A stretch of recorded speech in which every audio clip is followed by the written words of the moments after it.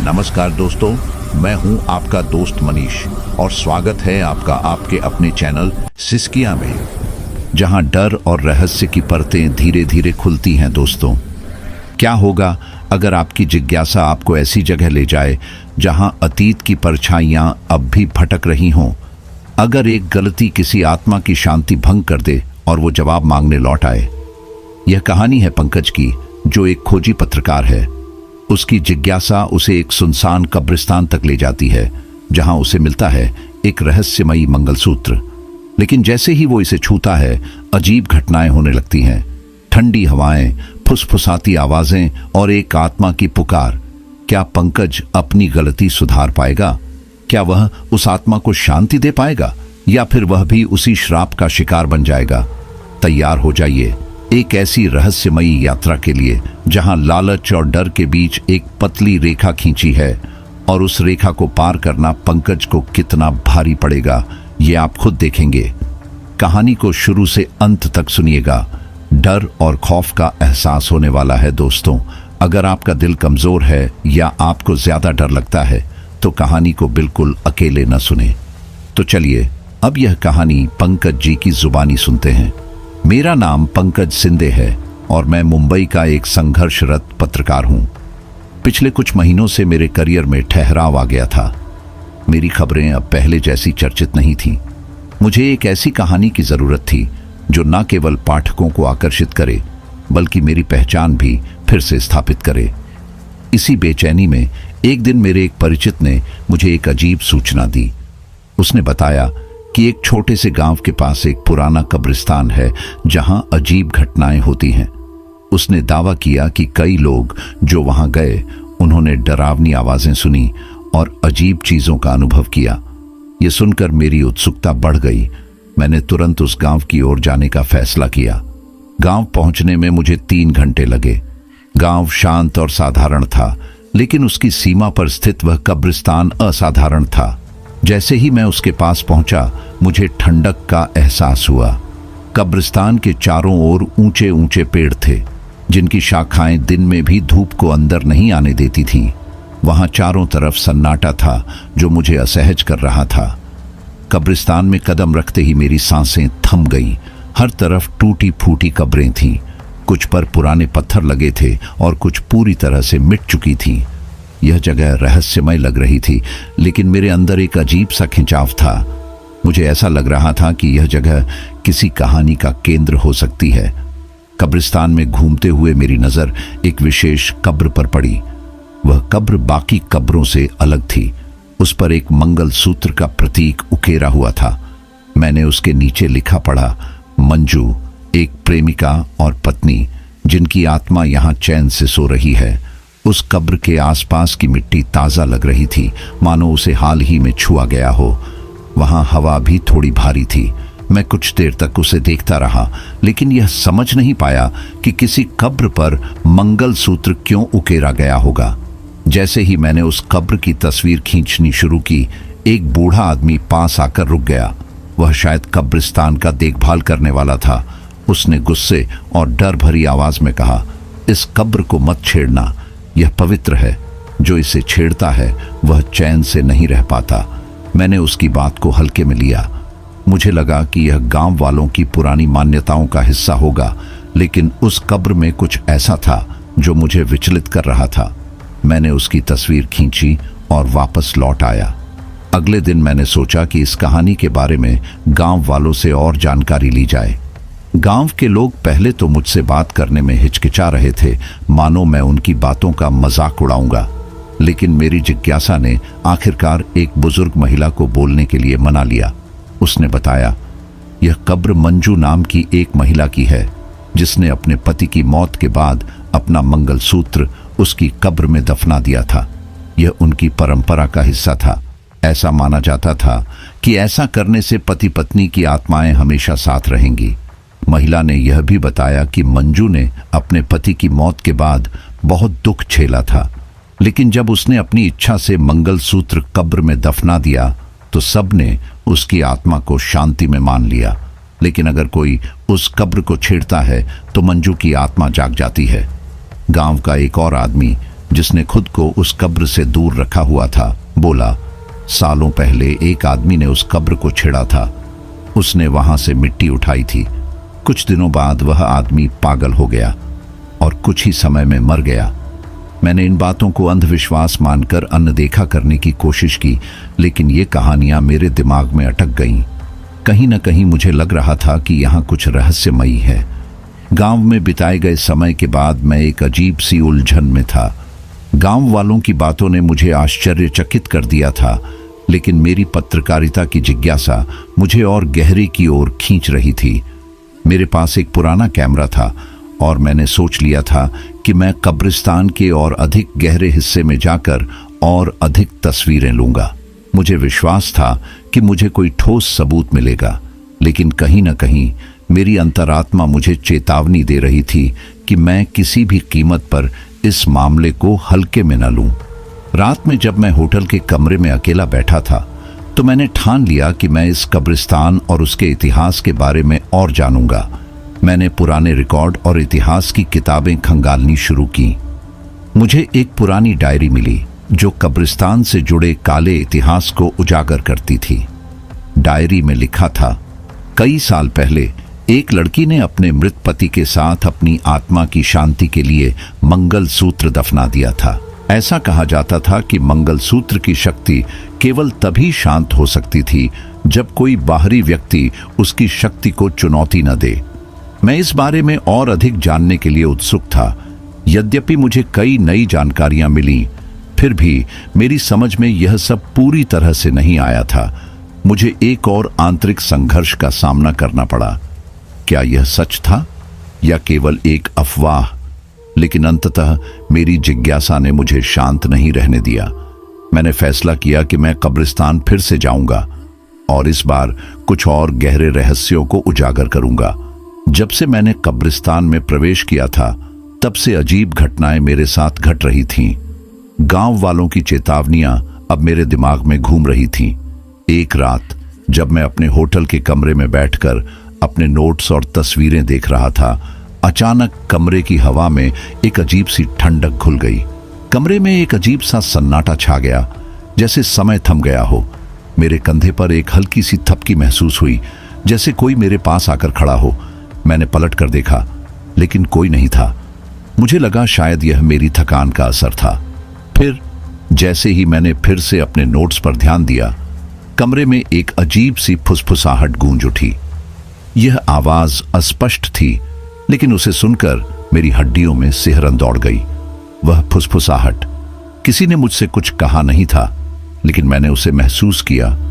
मैंने ध्यान से कमरे में देखा, लेकिन वहां कोई नहीं था। मैं समझ नहीं पा रहा था कि क्या हो रहा था, लेकिन जो भी था वह मुझे डराने के लिए काफी था। मैंने सोचा कि शायद मैं बहुत ज्यादा थक चुका था और इस सब का कोई मतलब नहीं था। फिर भी मेरा दिल नहीं मान रहा था। मैंने बाहर खिड़की से देखा और कुछ मिनटों तक नजारा देखा, लेकिन फिर अचानक कमरे की लाइट चली गई। अंधेरे में मुझे लगा जैसे कोई साया कमरे के कोने में खड़ा हो। मैंने लाइट को फिर से चालू किया, लेकिन वह साया गायब हो चुका था। उस पल में मुझे महसूस हुआ कि यहाँ कुछ है जो मेरी समझ से बाहर था। मैंने कमरे का दरवाजा बंद किया और खुद को शांत करने की कोशिश की, लेकिन मेरी बेचैनी बढ़ती ही जा रही थी। अगले दिन जब मैं अपने कैमरे में क्लिक की गई तस्वीरों को देख रहा था, तो एक खास तस्वीर ने मेरी आंखों को अजीब तरीके से खींच लिया। वह तस्वीर जिसे मैंने कब्र के पास खींचा था, अब हल्के हल्के चमक रही थी। मंगलसूत्र का चित्र साफ दिखाई दे रहा था, लेकिन इस बार उसमें एक हल्की सी चमक थी, जैसे वह खुद ही रोशन हो उठा हो। मैंने अपनी आंखें तरेरी और फिर से तस्वीर को ध्यान से देखा। क्या यह मेरी नजरों का धोखा था या सच में कुछ अजीब हो रहा था? मैंने जल्दी से कैमरे की लेंस को साफ किया, लेकिन जब भी मैं उसी स्थान पर फोकस करता, वही चमकता हुआ मंगलसूत्र नजर आता। यह कोई साधारण तस्वीर नहीं थी। मुझे यकीन था कि इसमें कुछ छुपा हुआ था जिसे मैं समझ नहीं पा रहा था। उस दिन की घटनाओं ने मेरे मन में अजीब सी बेचैनी और डर पैदा कर दिया। मैं यह मानने को तैयार नहीं था कि यह सब एक संयोग था। कुछ तो था जो इस कब्र और मंगलसूत्र के आसपास था, जो मुझे समझना बाकी था। मेरे भीतर एक आंतरिक संघर्ष था, लेकिन मैं तय कर चुका था कि इस रहस्य का पता लगाऊंगा, चाहे मुझे कुछ भी झेलना पड़े। लेकिन क्या मैं तैयार था? क्या मैं सच में इन अजीब घटनाओं के लिए मानसिक रूप से तैयार था? इन सवालों के जवाब के बिना मैंने अपना अगला कदम बढ़ाया और कब्रिस्तान वापस जाने का निर्णय लिया। रात का अंधेरा घना हो चुका था। मैं कब्रिस्तान के पास अपनी बाइक खड़ी करके अंदर घुसने की तैयारी कर रहा था। दिल तेजी से धड़क रहा था और मेरे दिमाग में केवल एक ही विचार था, उस मंगलसूत्र को अपने पास लाने का। मेरे पास एक टॉर्च, मेरा कैमरा और एक छोटे बैग में जरूरी सामान था। कब्रिस्तान का वातावरण रात में और भी डरावना लग रहा था। जैसे ही मैंने कदम अंदर रखा, हल्की हल्की ठंडी हवा ने मेरा स्वागत किया। पेड़ों की शाखाएं अंधेरे में अजीब अजीब आकृतियां बना रही थीं। हर कदम के साथ मेरी बेचैनी बढ़ रही थी।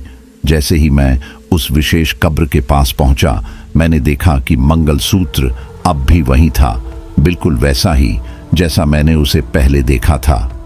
मुझे ऐसा महसूस हुआ जैसे वह किसी रहस्यमय शक्ति से बंधा हो।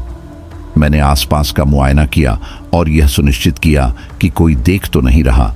मैंने अपने कैमरे से तस्वीरें खींची, लेकिन मेरे अंदर एक अजीब सी खींचतान हो रही थी। क्या मुझे इसे छूना चाहिए? क्या यह सही होगा? पर मेरे अंदर की जिज्ञासा ने डर को पीछे छोड़ दिया। मैंने धीरे धीरे मंगलसूत्र की ओर हाथ बढ़ाया। जैसे ही मैंने उसे छुआ, चारों ओर एक ठंडी लहर दौड़ गई। हवा अचानक तेज हो गई, मानो प्रकृति खुद मुझे चेतावनी दे रही हो। तभी मुझे दूर से किसी महिला की धीमी चीख सुनाई दी। वह आवाज इतनी गहरी और दर्द भरी थी कि मेरे रोंगटे खड़े हो गए।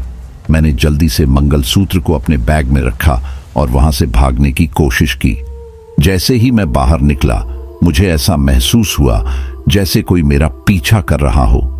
पीछे मुड़कर देखने की हिम्मत मुझ में नहीं थी।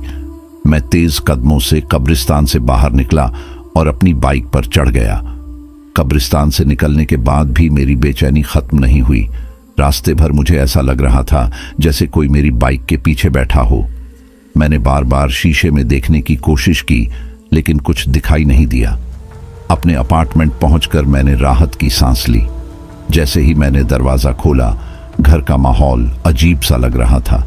वह ठंडी हवा जो कब्रिस्तान में महसूस हुई थी, मेरे घर के अंदर भी थी। मैंने इसे अपनी थकान का नतीजा मानकर अनदेखा कर दिया, लेकिन फिर अजीब घटनाएं शुरू हुईं। लाइट्स बार बार झपक रही थीं। टेबल पर रखा एक ग्लास अपने आप हिलने लगा।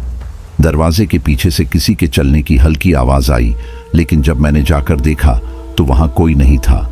मुझे समझ नहीं आ रहा था कि यह सब क्या हो रहा है। मैंने अपने बैग की तरफ देखा जिसमें मंगलसूत्र रखा था। कहीं यह सब उसी की वजह से तो नहीं हो रहा। मैंने सोचा, शायद मैं बहुत ज्यादा थक गया हूं और यह सब मेरी कल्पना का हिस्सा है। लेकिन चीजें यहीं नहीं रुकीं। जैसे ही मैं सोने के लिए बिस्तर पर लेटा, मुझे फिर से किसी की फुसफुसाहट सुनाई दी। आवाज इतनी धीमी और अस्पष्ट थी कि मैं समझ नहीं पाया कि वह क्या कह रही थी। आवाज बंद हुई, लेकिन एक अजीब सी गंध ने कमरे को भर दिया। यह गंध कुछ जली हुई चीज जैसी थी। मैंने खिड़की खोलने की कोशिश की, लेकिन वह अटक गई थी। तभी मेरी नजर दीवार पर पड़ी। वहां एक छाया सी दिख रही थी। मैंने तुरंत लाइट ऑन की, लेकिन जैसे ही लाइट जली, वह छाया गायब हो गई। मैं पूरी तरह से डर चुका था। मैंने रात को सोने की कोशिश की, लेकिन हर बार ऐसा लगता कि कोई मेरे बगल में खड़ा है। अगली सुबह जब मैंने मंगलसूत्र को बैग से निकाला, तो वह पहले से ज्यादा चमक रहा था। यह चमक प्राकृतिक नहीं थी। मेरे दिल में यह सवाल उठा, मैंने क्या कर डाला है? उस रात जब मैं बिस्तर पर लेटा, मेरा शरीर थका हुआ था, लेकिन दिमाग लगातार मंगलसूत्र के बारे में सोच रहा था। मैंने खुद को समझाया कि यह सब मेरे दिमाग की उपज हो सकती है, लेकिन जैसे ही मैंने आंखें बंद की, एक अजीब और असहज सपना शुरू हो गया। मैंने खुद को उसी कब्रिस्तान में पाया। चारों तरफ घना अंधेरा था। हवा स्थिर थी, लेकिन उसमें एक अजीब सी गंध घुली हुई थी। तभी मेरी नजर उसी कब्र पर पड़ी जहां से मैंने मंगलसूत्र उठाया था। अब वह कब्र पहले जैसी नहीं थी। मिट्टी दरारों से भरी हुई थी, मानो कोई अंदर से बाहर आने की कोशिश कर रहा हो। जैसे ही मैंने उस कब्र के पास कदम बढ़ाए, मुझे पीछे से किसी के चलने की आवाज सुनाई दी। मैंने पलट कर देखा और वहां एक औरत खड़ी थी। वह लाल साड़ी में थी, लेकिन उसका चेहरा अस्पष्ट था। उसकी आंखें सीधे मुझ पर टिकी थीं, जैसे वह मुझे पहचानती हो। उसने धीरे से मेरा नाम पुकारा, पंकज। उसकी आवाज धीमी लेकिन डरावनी थी। मेरे रोंगटे खड़े हो गए। उसके होठों से केवल मेरा नाम निकल रहा था, लेकिन उसकी आंखें क्रोध और दर्द से भरी हुई थीं। मैं उसके करीब जाने की हिम्मत नहीं जुटा पाया। अचानक वह मेरे पास आई और मुझसे बस इतना कहा, मुझे मेरा वापस चाहिए। उसकी आवाज में ऐसा कंपन था कि मैं वहीं गिर पड़ा। मैंने खुद को संभालने की कोशिश की, लेकिन वह मुझसे बस कुछ ही दूरी पर खड़ी थी। तभी मैं अपनी सांसों की आवाज सुनते हुए जाग गया। मेरा शरीर पसीने से भीगा हुआ था और दिल इतनी तेजी से धड़क रहा था कि उसे रोकना मुश्किल लग रहा था। सुबह होते ही मैंने तय किया कि अब इस मंगलसूत्र और उस औरत की कहानी के बारे में पूरी सच्चाई पता करनी होगी। मुझे इस बात का एहसास हो गया था कि यह सिर्फ एक संयोग नहीं था। मैंने अपनी सारी तस्वीरों और नोट्स को फिर से खंगाला, पुरानी रिकॉर्ड्स में खोज शुरू की। गांव की लाइब्रेरी में मुझे कुछ पुरानी फाइलें मिली, जिनमें उस कब्रिस्तान और मंजू नाम की एक औरत का जिक्र था। मंजू वही औरत थी जिसका मंगलसूत्र मैंने उठाया था। मंजू की कहानी बहुत दर्दनाक थी। वह अपने पति से बहुत प्यार करती थी, लेकिन उसके पति का अचानक एक हादसे में निधन हो गया। उसकी मौत के बाद मंजू ने वचन लिया था कि वह कभी किसी और से शादी नहीं करेगी। उसने अपने पति का मंगलसूत्र उसकी कब्र में रख दिया था और कहा था, यह बंधन हमारी आत्माओं को भी जोड़े रखेगा। मंजू ने समाज और परिवार की कुरीतियों के बावजूद अपनी इच्छा पूरी की थी, लेकिन गांव में यह बात फैली हुई थी कि मंजू की आत्मा अब भी अपने मंगलसूत्र की रक्षा करती है। जैसे जैसे मैं यह सब पढ़ रहा था, मुझे अपनी गलती का एहसास हो रहा था। मैंने अनजाने में उसकी शांति को भंग कर दिया था। उस रात मैंने अपने लैपटॉप पर काम करना शुरू किया। मैं अपने नोट्स और तस्वीरों को व्यवस्थित करने की कोशिश कर रहा था। कमरे में सन्नाटा था, सब कुछ सामान्य लग रहा था। तभी स्क्रीन के कोने पर मुझे हलचल दिखाई दी। मैंने ध्यान दिया तो वहां वही औरत खड़ी थी, लाल साड़ी में, बाल खुले हुए। वह धीरे धीरे मेरी तरफ देख रही थी। उसकी आंखों में वही गुस्सा था जैसा मैंने अपने सपने में देखा था। मैंने तुरंत पीछे मुड़कर देखा, लेकिन वहां कोई नहीं था। मेरी सांस अटक गई। स्क्रीन पर फिर से उसकी परछाई दिखाई दी। अब यह मेरे लिए हद से ज्यादा डरावना हो चुका था। उसकी परछाई जैसे ही गायब हुई, कमरे की लाइट्स अचानक बंद हो गईं। मैं अंधेरे में था और मुझे ऐसा लग रहा था कि वह मेरे बहुत पास खड़ी है। मैंने डरते डरते टॉर्च जलाया और इधर उधर देखा, लेकिन वह दिखाई नहीं दी। फिर जैसे ही मैंने अपने बैग को देखा, मंगलसूत्र अपने आप बैग से बाहर निकलकर फर्श पर गिर गया। उसके गिरने की आवाज गूंज उठी और कमरे की दीवारों से वही औरत की चीखने की आवाज सुनाई देने लगी। वह अनुभव इतना खौफनाक था कि मैं उसी पल समझ गया कि यह मंगलसूत्र अपने आप में एक भयानक रहस्य को छुपाए हुए है। मुझे इसे वापस वहीं रखना होगा जहां से मैंने इसे उठाया था। मेरा दिमाग इस समय शांत होने का नाम नहीं ले रहा था। मंजू और मंगलसूत्र के बारे में जो कुछ भी मैंने पढ़ा और सुना था, वह अब पूरी तरह से समझ में आ रहा था। मैंने यह पता लगाने का फैसला किया कि यह मंगलसूत्र वास्तव में क्या दर्शाता है। मैंने गांव के कुछ बुजुर्गों से बात की। वे लोग मंजू के बारे में अधिक जानते थे, लेकिन उनकी बातों में एक डर झलकता था। किसी ने कहा, मंजू बहुत सीधी और साधारण लड़की थी, लेकिन उसका प्यार उसके पति के लिए बहुत गहरा था। जब उसके पति की मौत हुई तो वह उसे सहन नहीं कर पाई। उसने आत्महत्या कर ली और अपनी आखिरी इच्छा व्यक्त की थी कि उसका मंगलसूत्र उसके पति की कब्र के साथ दफनाया जाए। उसने कहा था कि यह उनकी आत्माओं को एक साथ रखेगा। यह कहानी सुनते ही मेरी रीढ़ में सिहरन दौड़ गई। मैंने फिर से वह मंगलसूत्र देखा जो अब भी मेरे पास था। मुझे महसूस हुआ कि मैंने कुछ ऐसा छेड़ दिया था जिसे मैं कभी नहीं समझ सकता था।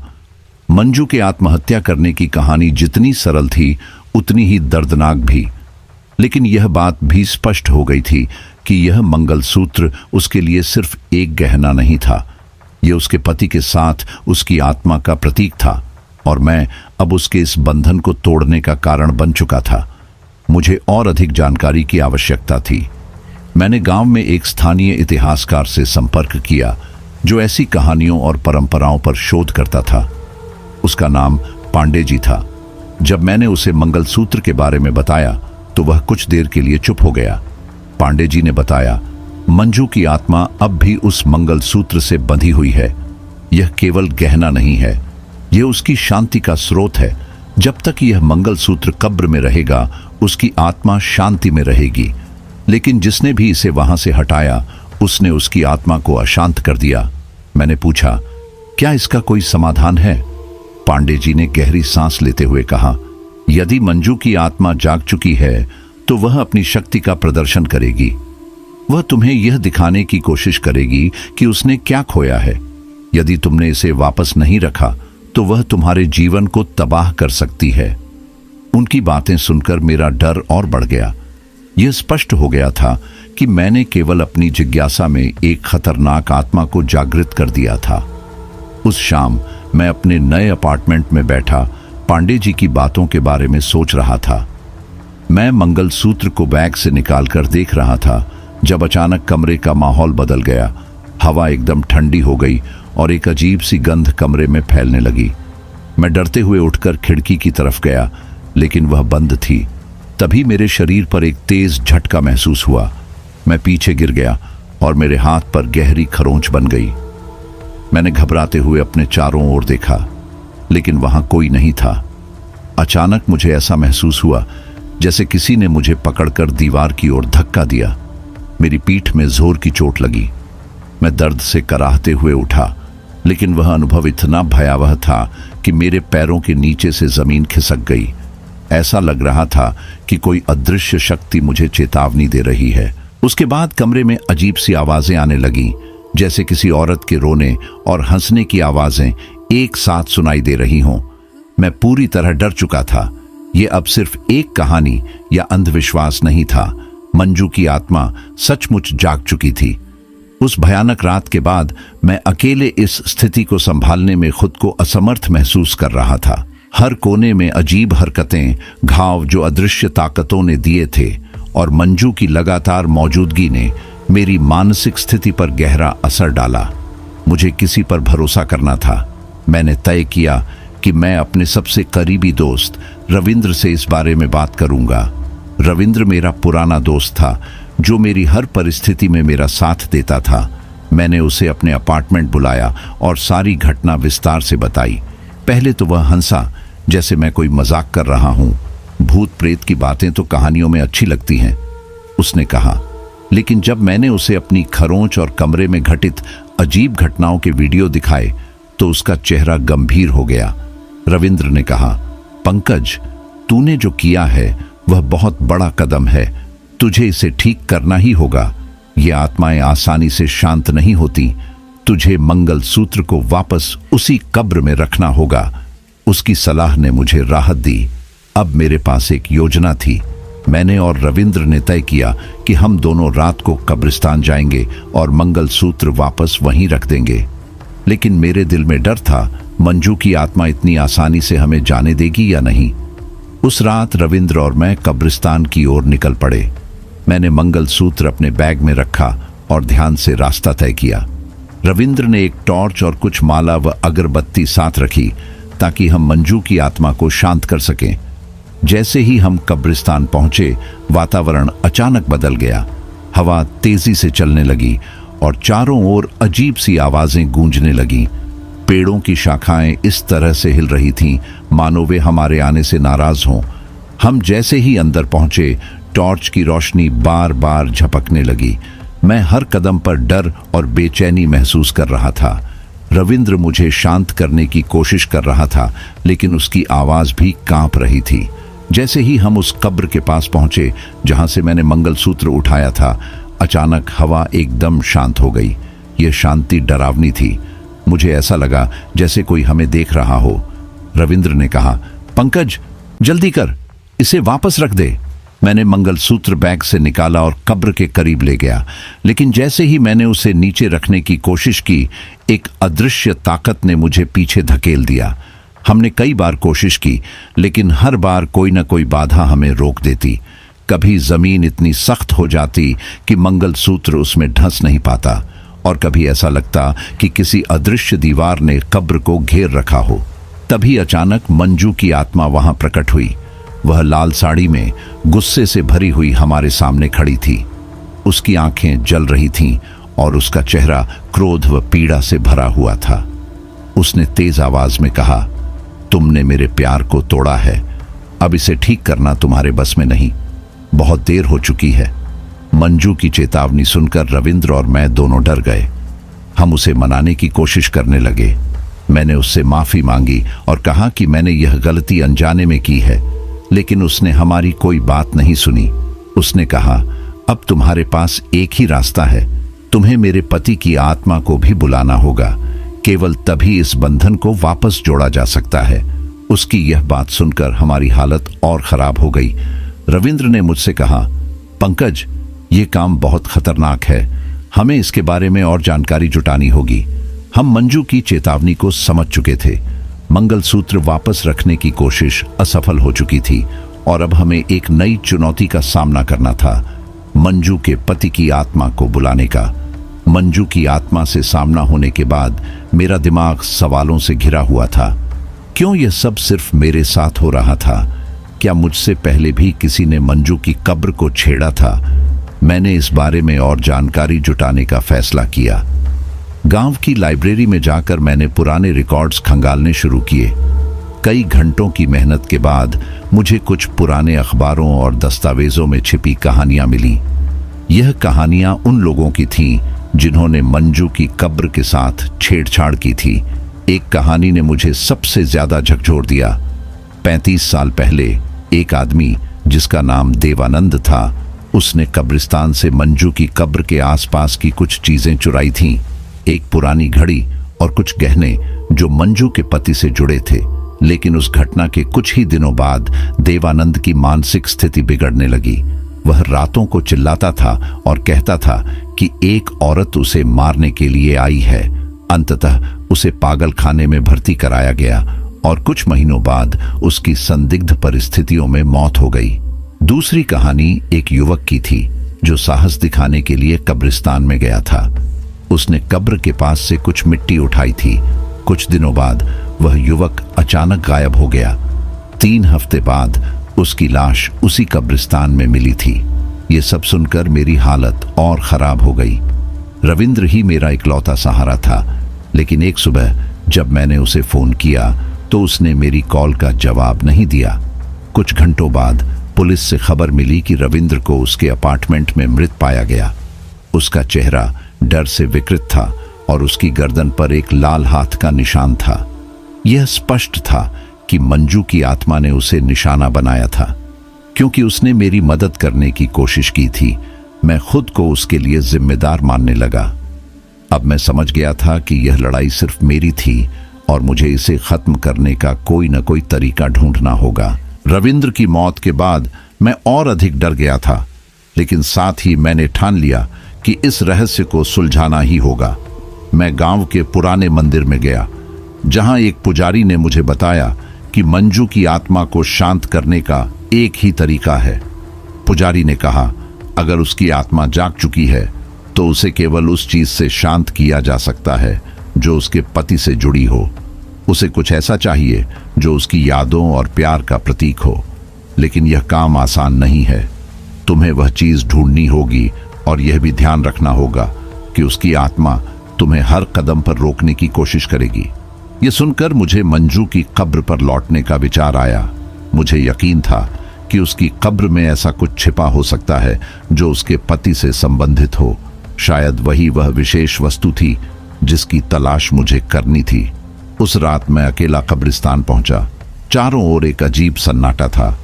हवा में ठंडक और एक खौफनाक गंध थी। मैंने एक कुदाल अपने साथ रखी थी और मेरे हाथ कांप रहे थे।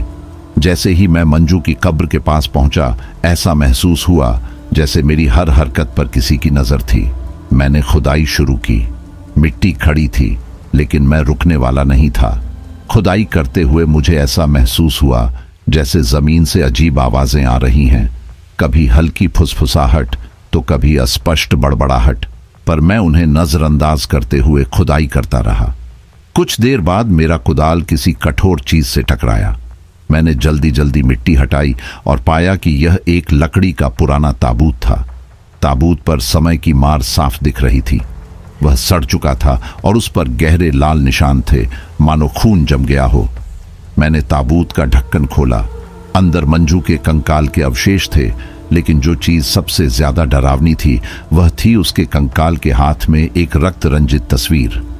तस्वीर में एक आदमी का चेहरा था जो शायद उसका पति था। उसकी आंखों में गहरी उदासी और प्यार था। जैसे ही मैंने वह तस्वीर उठाई, मुझे अपने चारों ओर तेज हवाओं का झोंका महसूस हुआ। ऐसा लगा जैसे पूरा कब्रिस्तान जाग गया हो। मैंने तस्वीर को ध्यान से देखा। यह स्पष्ट था कि यही वह विशेष वस्तु थी जिसका जिक्र पुजारी ने किया था। यह मंजू और उसके पति के बीच के बंधन का प्रतीक था। जैसे ही मैंने तस्वीर को अपने हाथ में लिया, मंजू की आत्मा प्रकट हुई। वह लाल साड़ी में मेरे सामने खड़ी थी। उसके चेहरे पर गुस्सा और दर्द साफ झलक रहा था। उसकी आंखें इतनी डरावनी थीं कि मैं कुछ पल के लिए हिल भी नहीं सका। उसने एक गूंजती हुई आवाज में कहा, तुमने मेरी शांति भंग की है पंकज। अब तुम इसे सही करने की कोशिश कर रहे हो, लेकिन यह इतना आसान नहीं है। तुमने मेरे प्यार को ठुकराया है और उसका अंजाम भुगतना पड़ेगा। मैंने कांपते हुए उससे माफी मांगी। मंजू, मैं यह सब जानबूझकर नहीं कर रहा था। मुझे नहीं पता था कि यह मंगलसूत्र तुम्हारे लिए इतना महत्वपूर्ण था। कृपया मुझे बताओ कि मैं कैसे तुम्हारी आत्मा को शांति दे सकता हूं। मैंने गिड़गिड़ाते हुए कहा। मंजू की आवाज और कठोर हो गई। उसने कहा, तुम्हारे पास बहुत कम समय है पंकज। अगर तुमने अगली अमावस्या तक यह सब सही नहीं किया तो तुम्हारा अंजाम भी रविंद्र जैसा होगा। मैं तुम्हें बख्शूंगी नहीं। उसके बाद वह अचानक गायब हो गई, लेकिन उसका डरावना चेहरा मेरे दिमाग में छप गया था। मंजू की चेतावनी ने मुझे और भी ज्यादा डरा दिया था। अब मुझे पता चल गया था कि मेरे पास इस समस्या को हल करने के लिए सिर्फ कुछ दिन बचे हैं। अगली अमावस्या बस एक हफ्ते बाद थी। मैं गांव के पुजारी के पास वापस गया और उसे पूरी बात बताई। पुजारी ने कहा, तुम्हारे पास समय बहुत कम है। तस्वीर को मंगलसूत्र के साथ जोड़कर उसे मंजू की कब्र में वापस रखना होगा, लेकिन ऐसा करते वक्त तुम्हें अपनी जान को जोखिम में डालना पड़ेगा, क्योंकि उसकी आत्मा अब तुम्हें कभी माफ नहीं करेगी।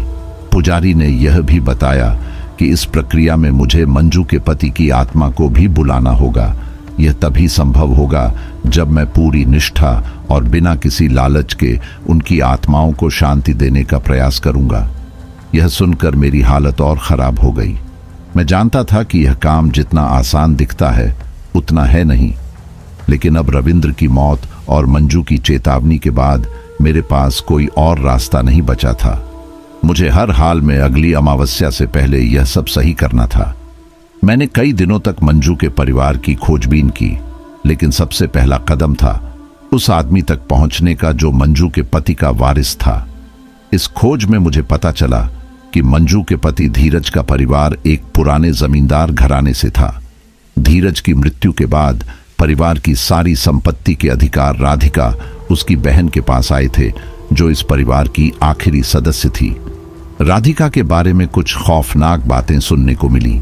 यह पता चला कि राधिका अपने समय में बेहद उग्र और जिद्दी महिला थी। वह धीरज के पास रही और उसके निधन के बाद अकेली रह गई।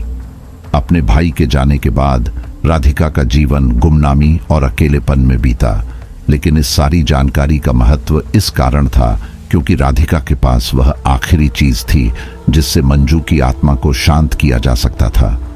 राधिका को ढूंढने में काफी समय लगा। गांव के कुछ पुराने लोग बताते थे कि वह अब अकेले अपने घर में रहती थी और कभी कभार गांव से बाहर की बातें करती थी। कुछ महीनों के बाद आखिरकार मैंने राधिका का ठिकाना मालूम किया और तय किया कि मैं उसे ढूंढकर इस रहस्य का हल निकालूंगा। जब मैंने राधिका से संपर्क किया और उसके पास जाकर पूछा कि क्या वह मंजू के पति की किसी भी व्यक्तिगत वस्तु के बारे में जानती है, तो उसने सीधे मना कर दिया। वह जानती थी कि मैं क्या चाहता था और वह नहीं चाहती थी कि वह वस्तु मुझे मिले। लेकिन इस सब के बीच मैंने महसूस किया कि राधिका के अंदर एक गहरी पीड़ा थी। वह उस वस्तु को किसी को देने के लिए तैयार नहीं थी। राधिका के साथ मेरी मुलाकात बेहद तनावपूर्ण थी। जब मैंने उससे उन चीजों के बारे में पूछा जो उसने दीवारों के भीतर छुपाई थीं, तो उसकी आंखों में डर और हिचकिचाहट साफ झलक रही थी। उसने मुझे यह बताते हुए कहा, तुम जिस वस्तु की तलाश कर रहे हो वह केवल एक याद नहीं है, बल्कि एक शाप भी है। मुझे कभी भी उसे किसी के हाथों में नहीं सौंपना चाहिए था, लेकिन अब वह सब कुछ मेरे ऊपर आकर गिरने वाला है। उसने यह स्वीकार किया कि वह लॉकेट, जिसमें धीरज और मंजू की तस्वीर थी, एक शापित धरोहर था। राधिका के अनुसार वह वस्तु मंजू की आत्मा से जुड़ी हुई थी और अगर यह किसी के हाथों में आई तो उस व्यक्ति को मंजू की आत्मा का क्रोध झेलना पड़ता। राधिका ने मुझे यह भी बताया कि मंजू ने अपनी मौत के बाद कभी भी शांति नहीं पाई थी, क्योंकि उसकी सास और ननद ने उसकी हत्या की थी और उसके बाद उसे जिंदा दफन कर दिया था। राधिका की बातों से मुझे यह समझने में देर नहीं लगी कि मंजू की आत्मा, जो इतने वर्षों से पीड़ित थी, उसकी वजह सिर्फ उसका पति नहीं था, बल्कि उसकी सास और ननद का किया गया अपराध था। यह उस पुराने घराने का काला सच था जिसे वे छिपाने की कोशिश कर रहे थे। राधिका ने बहुत ही गहरे दर्द के साथ कहा, मंजू को हर जगह ढूंढने की कोशिश की गई, लेकिन वह कभी शांत नहीं हो पाई। वह अभी भी अपने पति के पास लौटने के लिए तत्पर है। राधिका ने मुझसे फिर से वही चेतावनी दी, मैं तुम्हें वह वस्तु नहीं दूंगी। तुम जानते हो कि अगर यह वस्तु तुम्हारे हाथ में आई तो कुछ भी ठीक नहीं रहेगा। उसकी बातों में गहरी चिंता थी, लेकिन अब मेरे पास कोई रास्ता नहीं था। मैं समझ चुका था कि वह लॉकेट मंजू की आत्मा के लिए बहुत महत्वपूर्ण था और अगर मुझे उसे शांत करना था तो मुझे यह टोकन हर हाल में चाहिए था। राधिका की बातों ने मेरे दिमाग में एक नई परत खोल दी। मंजू की हत्या का सच अब मेरे सामने था और यह सब कुछ इतना भयावह था कि मेरे लिए इसे स्वीकार करना कठिन था। मुझे पता चला कि मंजू की मौत आत्महत्या नहीं थी, बल्कि एक सुनियोजित हत्या थी जिसे उसके ही ससुराल वालों ने अंजाम दिया था। राधिका ने बताया कि मंजू की सास और ननद दोनों ही धीरज की संपत्ति पर कब्जा करना चाहती थीं। वे नहीं चाहती थीं कि मंजू का पति उसकी संपत्ति का हिस्सा पाए, इसलिए उन्होंने उसे मारने की साजिश रची। उन्होंने मंजू को बुरी तरह प्रताड़ित किया, उसे पूरी तरह तोड़ दिया और अंत में उसे जीवित दफन कर दिया। राधिका ने कहा कि वह पूरी घटना की गवाह थी, लेकिन उस समय उसके पास कोई विकल्प नहीं था। धीरज की मृत्यु के बाद परिवार ने इस रहस्य को दबा दिया और मंजू के बारे में किसी से कोई बात नहीं की। लेकिन जो कुछ भी हुआ, उस अपराध के लिए मंजू की आत्मा को कभी शांति नहीं मिली। उसकी आत्मा अब भी उन लोगों को खोज रही थी जिन्होंने उसे मारा और दफन किया था। इस सच्चाई ने मुझे गहरे दुविधा में डाल दिया। अब मुझे पूरी तरह से समझ में आ गया था कि मंजू का उद्देश्य क्या था। वह अपनी हत्या का बदला लेना चाहती थी। उसकी आत्मा ने उस वचन को निभाने के लिए मेरी जान को खतरे में डाल दिया था। मुझे समझ में आया कि मेरे पास अब एकमात्र रास्ता था, वह लॉकेट हासिल करना और मंजू की आत्मा को शांत करना। राधिका के इनकार के बाद मेरे पास कोई और रास्ता नहीं बचा था। मुझे यह एहसास हुआ कि मंजू की आत्मा के शाप को खत्म करने का एकमात्र तरीका था वह लॉकेट प्राप्त करना। मैं जानता था कि राधिका इसे कभी भी मुझे नहीं देगी, क्योंकि वह खुद इसके डर से मुक्त नहीं हो पाई थी। लेकिन मेरे पास अब कोई और विकल्प नहीं था। मुझे यह काम करना था, चाहे जो भी हो। राधिका की कोठी में रात के समय मैंने उसे अकेला पाया। घर का माहौल बिल्कुल सुनसान था, जैसे कि उस पुराने घर में हर समय अजनबी सन्नाटा पसरा रहता हो। राधिका अपने कमरे में बैठी थी और कमरे की बत्तियां मंद हो गई थीं, जिससे अंधेरे में एक घना साया बन गया था। मैंने चुपके से कमरे का दरवाजा खोला और बिना किसी आवाज के अंदर घुस गया। राधिका किसी किताब में मग्न थी और वह मेरी तरफ बिल्कुल भी ध्यान नहीं दे रही थी। मैं धीरे धीरे उसके कमरे में रखा हर एक सामान चुपके से देखता गया। मेरी नजरें उस पुरानी लकड़ी की अलमारी पर पड़ी जहां वह लॉकेट रखा था।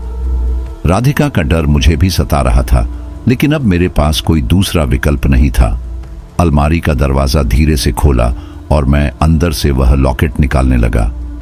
जैसे ही मेरी उंगलियां उस पुराने लॉकेट के ऊपर पड़ी, मुझे एक अजीब सा झटका लगा। लगता था जैसे लॉकेट में कुछ गहरी शक्ति छुपी हो। वह न सिर्फ एक वस्तु थी, बल्कि एक प्राचीन प्रतीक थी जो मंजू की आत्मा से जुड़ी हुई थी। लॉकेट को हाथ में लेकर मैं जैसे ही बाहर निकला, मुझे अचानक से सर्द हवा का झोंका महसूस हुआ और मुझे लगा कि राधिका कहीं पास ही खड़ी है। मैंने बिना किसी वक्त गंवाए लॉकेट को अपनी जेब में डाला और वहां से बाहर भागने की कोशिश की, लेकिन जैसे ही मैंने दरवाजा खोला, राधिका की आवाज सुनाई दी, तुम नहीं भाग सकते, वह तुम्हारे पीछे है। मुझे कुछ समझ नहीं आया, लेकिन राधिका की आवाज में गहरी चिंता और दर्द था। मैंने उस पल को नजरअंदाज किया और बिना रुके घर से बाहर निकल आया। लेकिन जितनी देर मैं वहां खड़ा रहा, मुझे एक अजीब सा एहसास हो रहा था कि अब यह लॉकेट मेरे हाथ में है और मंजू की आत्मा ने मुझे पूरी तरह से जकड़ लिया है। अब जब मेरे पास लॉकेट था, मुझे एक अंतिम योजना तैयार करनी थी। मुझे मंजू की आत्मा को शांति दिलाने के लिए वह सब करना था जो राधिका ने कहा था। राधिका ने यह स्पष्ट कर दिया था कि केवल उस वस्तु के साथ मंजू के पति के अस्तित्व को फिर से जिंदा करने से ही उसकी आत्मा को शांति मिल सकती है। मेरे मन में अब बस एक ही उद्देश्य था, मंजू की आत्मा को शांति देना और उसके द्वारा किए गए इस दर्दनाक शाप को खत्म करना। मैंने बहुत गहरे सोचने के बाद फैसला किया कि मुझे एक पुरानी विधि का इस्तेमाल करना होगा, एक वैदिक अनुष्ठान जो आत्मा को शांति देने के लिए किया जाता था। मैंने आवश्यक सामग्री इकट्ठा की, प्रकाश, घी, कुछ पवित्र वस्तुएं और सबसे महत्वपूर्ण वह लॉकेट। मुझे इस योजना के बारे में एक गहरे एहसास ने पूरी तरह से जकड़ लिया था। अगर मैंने यह ठीक से नहीं किया तो मंजू की आत्मा मुझे भी खत्म कर सकती थी। मेरे मन में भय था, लेकिन मुझे यकीन था कि अगर यह अनुष्ठान सफल हो गया तो मंजू को शांति मिल जाएगी। मैंने उसी कब्रिस्तान में जाने का निर्णय लिया जहां मंजू की आत्मा बुरी तरह से भटक रही थी। मुझे पता था कि वह स्थान अब मेरे लिए और भी खतरनाक हो सकता था, लेकिन मुझे विश्वास था कि अगर मैं सब कुछ सही तरीके से करूंगा तो उसकी आत्मा को शांति मिल सकती थी। मेरे पास सिर्फ 2 दिन थे और मुझे इस काम को तेजी से करना था। मैंने अपने दोस्तों से संपर्क किया और कुछ आस्थावान लोगों से मदद ली, जिन्होंने मुझे इस अनुष्ठान के लिए मार्गदर्शन किया। मुझे पूरा भरोसा था कि मंजू की आत्मा को शांति देने में मैं सफल हो पाऊंगा। जैसे ही हम कब्रिस्तान में पहुंचे, मुझे तुरंत ही एहसास हो गया कि कुछ गलत था। हवा में भारी गंध थी और आसपास का वातावरण अजीब तरह से डरावना था। झोंके के साथ साथ पेड़ों की सरसराहट और रात की खामोशी मेरे अंदर एक अजीब से डर का निर्माण कर रही थी। हम जैसे ही कब्र के पास पहुंचे, मुझे वह लॉकेट महसूस हुआ जो अब मुझे किसी न किसी रूप में मंजू से जोड़ रहा था। जैसे ही मैंने लॉकेट को कब्र के ऊपर रखा, वातावरण में एक गहरी चुप्पी छा गई। अचानक अंधेरे से एक सर्द और भयावह हंसी सुनाई दी। मैंने पलटकर देखा और पाया कि मंजू की आत्मा मेरे सामने थी। वह बिल्कुल वैसी ही थी जैसे मैंने उसे अपने सपनों में देखा था, लाल साड़ी में। उसकी आंखों में गहरी नफरत और क्रोध था। उसकी आंखें जल रही थीं और उसका चेहरा उतना ही पीला था जितना मैंने कभी किसी किताब में पढ़ा था। उसकी आवाज मेरे अंदर तक गूंजने लगी, तुमने यह किया, अब तुम मुझे नहीं रोक सकते। अचानक अंधेरे से और भी कई आत्माएं उभरने लगीं जो मेरी ओर बढ़ने लगीं। मुझे ऐसा लगा कि अब कोई भी तरीका नहीं बचेगा। मैंने वह लॉकेट खड़ी मेहनत से लहराते हुए उसके सामने रखा और अनुष्ठान की प्रक्रिया शुरू की। जब मैं कब्रिस्तान पहुंचा तो वहां का नजारा बेहद डरावना था। मंजू की कब्र के चारों ओर एक आग का घेरा बना हुआ था। वह आग साधारण नहीं थी। उसकी लपटें नीले और सफेद रंग की थीं और उनके भीतर से कभी कभी फुसफुसाहट सुनाई दे रही थी। ऐसा लग रहा था जैसे यह घेरा मुझे चेतावनी दे रहा हो कि मैं इसे पार करने की कोशिश न करूं। लेकिन मैं जानता था कि अगर आज पीछे हट गया तो मेरी जान के साथ साथ और कई लोगों की जिंदगियां भी खतरे में पड़ जाएंगी। मैंने अपनी सारी हिम्मत जुटाई और उस आग के पास पहुंचा। जैसे ही मैंने घेरा पार करने की कोशिश की, लपटें अचानक और तेज हो गईं। मैंने अपनी आंखें बंद कर लीं और मन ही मन प्रार्थना की। अचानक मुझे याद आया कि मैंने अपने साथ पानी की बोतल रखी थी। मैंने वह पानी आग पर डालने की कोशिश की, लेकिन आग पर कोई असर नहीं हुआ। मुझे एहसास हुआ कि यह आग असली नहीं बल्कि एक प्रेत बाधा थी। यह मेरी परीक्षा थी कि क्या मैं वाकई अपनी गलती सुधारने के लिए तैयार हूं। मैंने अपनी सांसें काबू में की और उस आग के घेरों के बीच से गुजरने की कोशिश की। जैसे ही मैंने यह कदम उठाया, मेरे चारों तरफ धुएं का एक बादल छा गया। मेरी आंखों में जलन होने लगी और सांस लेना मुश्किल हो गया। लेकिन मेरे दिल में सिर्फ एक ही ख्याल था, मंजू की आत्मा को शांति देना। आखिरकार मैंने खुद को उस घेरे के बीच में पाया। मेरे चारों ओर राख और जलती हुई लकड़ियां पड़ी थीं। यह जगह अब और भी भयानक हो चुकी थी, लेकिन मैंने ठान लिया था कि मैं डर से पीछे नहीं हटूंगा। जैसे ही मैं कब्र के पास पहुंचा, मुझे ऐसा लगा जैसे कोई मुझे देख रहा हो। कब्र के आसपास अजीब सन्नाटा था, लेकिन वह सन्नाटा बहुत भारी था। अचानक मंजू की आत्मा प्रकट हुई। उसकी उपस्थिति पहले से भी ज्यादा भयावह थी। उसकी आंखें जल रही थीं और उसका चेहरा गुस्से और दर्द का मेल था। तुम यहां क्यों आए हो? उसकी आवाज हवा में गूंजने लगी। उसके बोलते ही अचानक चारों तरफ से परछाइयां निकलने लगीं। यह वे आत्माएं थीं जो मंजू के साथ हुए अन्याय में शामिल थीं, लेकिन अब वे उसके नियंत्रण में थीं और उसकी रक्षा कर रही थीं। इन भूतों ने मुझ पर हमला करना शुरू कर दिया। मैंने महसूस किया कि उनका मकसद मुझे डराकर भगाना था। उनकी परछाइयां मेरे चारों तरफ मंडरा रही थीं और वे मेरी ताकत छीनने की कोशिश कर रही थीं। मैंने अपनी सारी शक्ति लगाकर उन परछाइयों से बचने की कोशिश की, लेकिन यह लड़ाई आसान नहीं थी। हर बार जब कोई परछाई मुझ पर हमला करती, मैं महसूस करता कि मेरी ऊर्जा कम हो रही है। मेरी सांसें तेज हो गई थीं और मेरे पैर कांपने लगे थे। लेकिन मैंने हार नहीं मानी।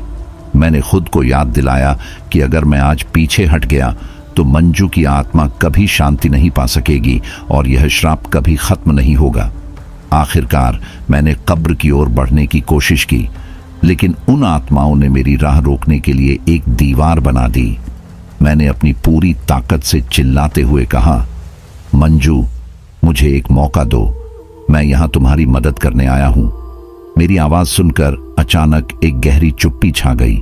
मंजू की आत्मा ने मुझे घूरते हुए कहा, तुम्हें क्या लगता है तुम्हारे जैसे लोगों ने ही मेरी जिंदगी बर्बाद की? अब तुम मेरी मदद करने का नाटक कर रहे हो। उसके शब्दों ने मुझे अंदर तक झकझोर दिया। मैं जानता था कि मेरी लालच और गलती ने इस समस्या को और भी बड़ा बना दिया था। मैंने उसकी ओर देखते हुए कहा, हाँ, मैंने गलती की, लेकिन मैं इसे सुधारने के लिए यहां हूं। मुझे माफ कर दो। मंजू ने मेरी बात पर कोई प्रतिक्रिया नहीं दी। उसकी आंखों में अब भी क्रोध था, लेकिन उसमें हल्की उदासी भी झलक रही थी। मैंने उसे अपनी तरफ खींचने की कोशिश की और कहा, तुमने जो सहा है वह बहुत दर्दनाक है। मैं समझ सकता हूं, लेकिन तुम्हें अपने गुस्से से आजाद होने की जरूरत है। उसने मेरी ओर देखा और कहा, अगर तुम सच में मेरी मदद करना चाहते हो तो वह मंगलसूत्र वापस रखो और मेरी अंतिम इच्छा पूरी करो। मंजू की बात सुनकर मैं समझ गया कि अब मुझ पर पूरा दारोमदार है। मैंने मंगलसूत्र को अपने बैग से निकाला। जैसे ही मैंने उसे हाथ में लिया, हवा और ठंडी हो गई। मुझे ऐसा लग रहा था जैसे पूरा कब्रिस्तान मेरी हर हरकत पर नजर रख रहा हो। मंगलसूत्र का वजन मेरे हाथ में बहुत भारी लग रहा था। ऐसा महसूस हो रहा था जैसे उसमें सदियों का दर्द और गुस्सा समाया हो। मैं धीरे धीरे मंजू की कब्र की ओर बढ़ा। हर कदम के साथ मेरी दिल की धड़कन तेज हो रही थी। जैसे ही मैंने मंगलसूत्र को कब्र के पास रखा, एक अजीब सी कंपन जमीन में फैल गई। मुझे ऐसा लग रहा था जैसे कब्रिस्तान खुद मुझसे सवाल कर रहा हो। मैंने हाथ जोड़कर मंजू से कहा, मैं तुम्हें और तुम्हारी आत्मा को शांति देना चाहता हूँ। यह मंगलसूत्र तुम्हारे और तुम्हारे पति के प्यार का प्रतीक है। इसे वापस स्वीकार करो। जैसे ही मैंने मंगलसूत्र को कब्र के पत्थर पर रखा, एक चमकदार रोशनी अचानक चारों ओर फैल गई। वह रोशनी इतनी तेज थी कि मैंने अपनी आंखें बंद कर लीं। लेकिन उस रोशनी के साथ मुझे मंजू की हंसी सुनाई दी। उसकी हंसी में अब दर्द नहीं, बल्कि शांति का एहसास था। तुमने सही किया पंकज, उसकी आवाज हवा में गूंजी। अब मैं मुक्त हो सकती हूँ, लेकिन यह सिर्फ एक कदम है। तुम्हें अभी और करना होगा। मंजू की आवाज सुनकर मैं थोड़ा शांत हुआ, लेकिन उसने जो कहा उससे साफ था कि अभी सब कुछ खत्म नहीं हुआ था। मंगलसूत्र वापस रखने के बाद मैंने देखा कि कब्रिस्तान का माहौल धीरे धीरे बदलने लगा। वह भारीपन, वह अजीब सी ठंडक जो अब तक महसूस हो रही थी, वह धीरे धीरे गायब हो रही थी। मंजू की आत्मा धीरे धीरे प्रकट हुई। अब वह पहले की तरह डरावनी नहीं लग रही थी। चेहरे पर शांति थी, लेकिन उसकी आंखों में एक गहराई थी। उसने मेरी ओर देखा और कहा, तुमने जो गलती की उसे सुधारने की कोशिश की और इसके लिए मैं तुम्हारा धन्यवाद करती हूँ। लेकिन यह मत भूलो कि तुमने मुझे मेरे आराम से जागने के लिए मजबूर किया। अब मैं जा रही हूँ, लेकिन अपनी लालच को काबू में रखना सीखो। उसकी बातों ने मुझे सोचने पर मजबूर कर दिया। मैंने महसूस किया कि मेरी इस पूरी यात्रा का मकसद सिर्फ मंजू की आत्मा को शांति देना नहीं था, बल्कि मुझे खुद को बदलने का भी मौका मिला था। जैसे ही मंजू की आत्मा गायब हुई, मैंने देखा कि उसकी कब्र पर हल्की सी चमक आ गई। वह चमक किसी दिए की तरह लग रही थी जो अब कभी नहीं बुझेगी। मैंने कब्रिस्तान से बाहर निकलने के लिए कदम बढ़ाए, लेकिन मेरी नजर एक आखिरी चीज पर पड़ी। मंजू की कब्र के पास एक पुराना कागज पड़ा था जिसे मैंने पहले नहीं देखा था। मैंने उसे उठाया और पढ़ना शुरू किया। उस कागज पर एक संदेश लिखा था, जो व्यक्ति अपने लालच और डर को त्याग देता है वह सच्ची शांति पाता है। उस संदेश ने मुझे अंदर तक झकझोर दिया। मैंने महसूस किया कि यह सिर्फ मंजू की आत्मा के लिए नहीं, बल्कि मेरे लिए भी एक सबक था। जैसे ही मैंने कागज को वापस रखा, कब्रिस्तान में अचानक एक हल्की सी हवा चली। वह हवा ठंडी थी, लेकिन उसमें अब कोई डर नहीं था। ऐसा लग रहा था जैसे यह हवा मुझे अलविदा कह रही हो। कब्रिस्तान से निकलते वक्त मेरी नजर आसमान पर गई। वहां अमावस्या की काली रात थी, लेकिन उस अंधेरे के बीच चांद की हल्की सी रोशनी दिख रही थी। मुझे लगा कि यह मंजू की आत्मा का संकेत था कि अब सब कुछ सही दिशा में जा रहा है। मंजू और उस कब्रिस्तान के साथ हुई मेरी भयावह मुठभेड़ ने मेरी जिंदगी हमेशा के लिए बदल दी। जब मैं अपने घर लौटा तो मैंने आईने में खुद को देखा। मेरी आंखों में थकान, डर और पछतावे की गहराई थी। मैं सोच भी नहीं सकता था कि मेरी जिज्ञासा और लालच ने मुझे और दूसरों को इस कदर मुसीबत में डाल दिया था। मैंने पत्रकारिता में कदम रखा था ताकि सच्चाई को उजागर कर सकूं, लेकिन इस घटना ने मुझे एहसास कराया कि सच्चाई केवल तथ्यों और सुर्खियों तक सीमित नहीं होती। इसे संवेदनशीलता और सम्मान के साथ पेश करना भी उतना ही महत्वपूर्ण है। मैंने तय कर लिया कि अब मैं किसी भी चीज को केवल सनसनी फैलाने के उद्देश्य से उजागर नहीं करूंगा। एक दिन जब मैं अपने लेखन में व्यस्त था तो दरवाजे पर एक पार्सल आया। उस पार्सल पर ना तो कोई नाम था और ना ही कोई पता। मुझे थोड़ा अजीब लगा, लेकिन मैंने उसे खोलने का फैसला किया। अंदर एक पुराना लिफाफा था जिसके साथ एक छोटा सा बक्सा रखा था। मैंने लिफाफा खोला और देखा कि उसमें एक चिट्ठी थी। उस चिट्ठी में लिखा था, पंकज, तुम्हारी सच्चाई और साहस ने मुझे और मेरी आत्मा को शांति दी है, लेकिन यह मत भूलो कि तुम्हारा यह सफर तुम्हें हमेशा याद रहेगा। यह छोटा सा तोहफा तुम्हारी यात्रा का प्रतीक है। मैंने बक्से को खोला और उसमें मंजू का लॉकेट था। वह वही लॉकेट था जिसे मैंने मंजू की कब्र में लौटाया था। लेकिन यह यहाँ कैसे पहुंचा? लॉकेट को देखते ही मुझे एक अजीब सी शांति का एहसास हुआ। ऐसा लगा जैसे मंजू ने मुझे यह लॉकेट याद के तौर पर भेजा हो। उस लॉकेट में मंजू के पति की तस्वीर थी और तस्वीर के पीछे छोटे अक्षरों में लिखा था, हमेशा के लिए तुम्हारा। यह लॉकेट मेरे लिए केवल एक वस्तु नहीं था, यह मेरी उस यात्रा की निशानी था जिसने मुझे मेरी गलतियों का एहसास कराया और मुझे एक बेहतर इंसान बनाया। मैंने उस लॉकेट को एक सुरक्षित जगह पर रख दिया। मैंने सोचा कि इस घटना को अपने पाठकों के साथ साझा करना चाहिए। हालांकि यह आसान नहीं था। मुझे डर था कि लोग इसे सिर्फ एक और भूतिया कहानी मानकर खारिज कर देंगे, लेकिन फिर भी मैंने इसे लिखने का फैसला किया। मेरे लेख का शीर्षक था मंगलसूत्र का श्राप, कब्रिस्तान की सच्ची कहानी। मैंने अपनी हर भावना, हर डर और हर पछतावे को उस लेख में समेटा। मैंने यह भी लिखा कि कैसे एक व्यक्ति की लालच और जिज्ञासा दूसरों की शांति को भंग कर सकती है। जब लेख प्रकाशित हुआ तो मुझे उम्मीद नहीं थी कि इसे इतनी सराहना मिलेगी। लोगों ने न केवल कहानी को पसंद किया, बल्कि इससे जुड़े सबक को भी समझा। हालांकि मैं अब अपने जीवन में आगे बढ़ चुका था, लेकिन मंजू और उस कब्रिस्तान की यादें मुझसे कभी पूरी तरह दूर नहीं हो पाईं।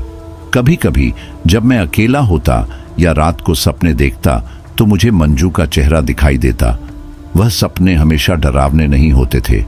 उनमें मंजू कभी मुझे कब्रिस्तान में खड़ी दिखाई देती तो कभी मुझे मुस्कुराती हुई दिखती। ऐसा लगता था जैसे वह यह कहना चाहती हो कि उसने मुझे माफ कर दिया है।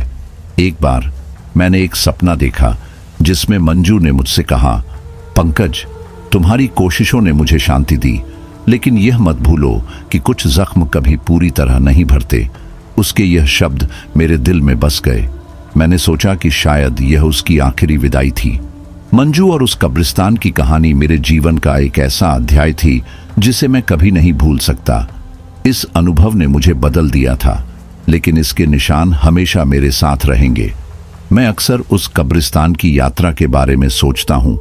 मुझे याद है कि कैसे मेरी जिज्ञासा ने मुझे एक भयानक यात्रा पर धकेल दिया था, लेकिन उसी यात्रा ने मुझे अपनी गलतियों का एहसास कराया। जब भी मैं अपनी लिखी कहानियों को देखता हूँ तो मुझे एहसास होता है कि मंजू की कहानी केवल एक डरावनी घटना नहीं थी। यह एक ऐसी कहानी थी जिसने मुझे अपने जीवन के हर पहलू को समझने का एक नया दृष्टिकोण दिया। अंत में मैंने अपनी डायरी में लिखा, कुछ गलतियां भले ही सुधार ली जाए, लेकिन उनका बोझ हमेशा साथ रहता है। तो दोस्तों, यह थी हमारी आज की कहानी। आपको हमारी आज की कहानी कैसी लगी? कमेंट बॉक्स में कमेंट करके जरूर बताएं।